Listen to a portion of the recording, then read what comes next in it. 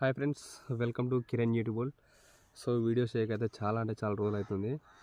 So ఈ వీడియోలో వచ్చేసి కొద్దిగా అయితే ఏదైనా సంథింగ్ మాట్లాడుకున్నాం. అది కూడా వచ్చేసి ఫ్రీ బస్సులు అని చెప్పేసి గవర్నమెంట్ ఫామ్ అయింది కదా, గవర్నమెంట్ ఫామ్ అయినా కానీ ఫ్రీ బస్సులు పెట్టారు కదా. సో దాని గురించి కొంచెం అయితే మాట్లాడుకున్నాం. సో ఇది నేను అగెన్స్ట్గా మాట్లాడట్లేదు దేనికి కూడా.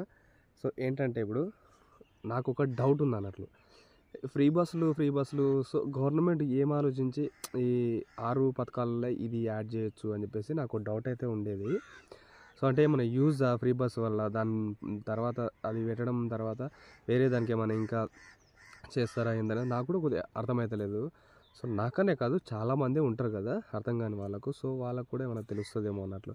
సో ఇప్పుడు నాకైతే, నా వరకు నేనైతే అడుగుతాను మిమ్మల్ని, ఎవరైతే వీడియో చూస్తుంటారో ఒక 100 మంది చూసినా సరే, ఫ్రీ బస్ ఎందుకు గురించి పెట్టారో నాకైతే తెలియదు క్లారిటీగా. కొద్దిగా మీకు ఏమైనా తెలిస్తే మాత్రం కింద కామెంట్లో కొద్దిగా మంచిగా పెద్దగా రాసి కామెంట్ పెట్టేసేయండి. నాకు కూడా కొద్దిగా తెలుసుకోవాలని బాగా ఆతృతగా ఉంది.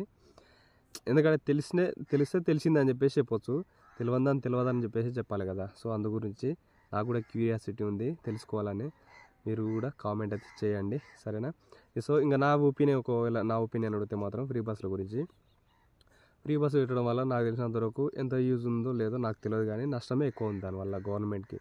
ఇప్పుడు మనీ పరంగా లాస్ అవుతుంది గవర్నమెంట్. సో దానివల్ల మళ్ళీ ఇంకో 300 బస్సులు ఎంతనో కొత్తగా దింపుతారంట. సో మళ్ళీ దానివల్ల లాసే. తర్వాత వచ్చేసి ఈ ఆటో డ్రైవర్లకు పెన్షన్ లాగా మళ్ళీ 15,000 ఏమో ఇస్తారంట. సో అది లాసే. అక్కడ గవర్నమెంట్కి అమౌంట్ ఫామ్ అవుతలేదు కదా. ఈ ఆటో డ్రైవర్లకు 15,000 పెట్టేది ఓకే, వస్తుంది. అది ఒకవేళ స్కీమ్ అమలు అవుతుందో కాదు తెలియదు, కానీ వచ్చిందనుకోండి ఒకవేళ. ఇప్పుడు ప్రతి ఒక్కవాడు ఏం చేస్తాడు, 15,000 అంటే ఊకుంటాడా? అటు సెకండ్ హ్యాండ్ ఏదో ఆటో ఉంటాడు 50,000 1,00,000 పెట్టి తెచ్చుకొని ఇంట్లో ఒక 2-3 నెలలు పెట్టుకొని నడుపుకొని ముందర అందరికి కనిపిస్తాడు. తర్వాత ఆ స్కీమ్ ఏది ఉందో దానికి అప్లై చేసుకుంటాడు. సెట్ అయిపోయాం కాడ.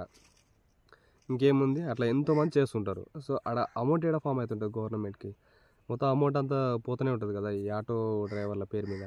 సో అంటే వాళ్ళు బతకొద్దని చెప్పేసి కాదు, కానీ ఇంకోటి ఈ ఫ్రీ బస్సులకు బదులు మెయిన్గా ముడి సరుకులు ఉంటాయి కదా, ఇంట్లోకి ఆయిల్ ప్యాకెట్ కానీ, పప్పు ధాన్యాలు కానీ, సో ఇట్లాంటి నిత్యావసర వస్తువులు ఉంటాయి కదా, దాని మీద రేట్లు తగ్గించినా చాలా బాగుంటుంది. ఆయిల్ ప్యాకెట్ ఒకటి 180 రూపాయలు, 120 నుండి 180 మధ్యలో ఉంది. సో దాని మీద తగ్గించినా ఎంత బాగుంటుంది. నిత్యావసర వస్తువు, అది ప్రతి ఒక్క కుటుంబానికి ఉపయోగపడే వస్తువు కదా అది. అండ్ అది పక్కన పెడితే, అది కాకుండా సో దీనికి ఆల్టర్నేట్గా ఇంకా ఏమైనా ఆలోచిస్తే నాకు తెలిసినంత వరకు ఈ రైతులు ఉంటారు కదా, వాళ్ళకు చిలకల్లో కావాల్సిన విత్తనాలు అవి ఉంటాయి కదా. సో అవి అప్లై చేసినా కూడా జబర్దస్త్ ఉంటుంది కదా అసలు. రైతులు సరే, ఇప్పుడు కాలువలెంబడి చిలకలు కానీ లేకపోతే బోరు ఉన్నోళ్ళు కానీ వాళ్ళన్నా బాగుపడతారు కదా. వ్యవసాయం అనేది ఇంకా ఫామ్ అవుతుంటుంది కదా, గట్టిగా అవుతుంది కదా వ్యవసాయం. ఆ ఫ్రీ విత్తనాలు, ఫ్రీ మందులు, చిలకలకు పొలాలకు కావాల్సినవి, సో అది పెట్టినా కూడా బాగుండు ఈ స్కీమ్ తీసేసి. సో నా ఒపీనియన్ అయితే అది నేను అనుకుంటున్నా. ఇంకొకటి కామెడీగా మాట్లాడుకోవాల్సిన విషయం ఏంటంటే, ఫ్రీ బస్ల వల్ల జుట్లు పట్టుకొని కొట్టుకుంటారు. వీడియోలో చూస్తున్నాం కదా, న్యూస్లో వార్తల్లో, న్యూస్ ఛానల్స్లో చూస్తున్నాం కదా, అంతే యూట్యూబ్లో కూడా చూస్తున్నాం కదా, జుట్లు పట్టుకొని కొట్టుకుంటారు ఆడవాళ్ళు అయితే ఈ ఫ్రీ బస్ల వల్ల. ఇంకో కుర్చీలు ధ్వంసం అవుతున్నాయి, మొత్తం బస్సులు గలీజ్గా తయారవుతున్నాయి. మెయిన్గా మగవాళ్ళకైతే అసలు సీట్లే లేకుండా పోతున్నాయి. మగవాళ్ళు బస్సులలో ఎక్కాలంటే భయపడుతారు. సొంత వెహికల్స్ ఉన్నాడంటే ఓకే, కానీ సొంత వెహికల్స్ లేనివాడు బస్సులో పోవాల్సిందే కదా బాయ్స్. సో బాయ్స్ అయితే మస్తు సఫర్ అవుతున్నారు, ఆటో డ్రైవర్ సఫర్ అవుతున్నారు, క్యాబ్ డ్రైవర్లు సఫర్ అవుతున్నారు. అసలు డ్రైవింగ్ ఫీల్డ్ చేసే వాళ్ళంతా డ్రైవింగ్ ఫీల్డ్ మొత్తం పడిపోతుంది. ఒక సర్వే ప్రకారం అంటే ఒక 100 పీపుల్స్ ఉంటే తెలంగాణలో, సో దానిలో ఒక 40% జనాలు డ్రైవింగ్ ఫీల్డేనంట. మిగతా 60% వేరే కేటగిరీ అయినా కూడా 40% పీపుల్ డ్రైవింగ్ ఫీల్డ్లోనే ఉన్నారంట. సో వాళ్ళంతా సఫర్ అవుతున్నట్టే కదా. సో ఈ స్కీమ్ అయితే తీసేసి దీని బదులు రైతులకు ఉపయోగపడే విధంగా విత్తనాలదో అదో ఏదో అవి సెట్ చేసినా బాగుంటుంది.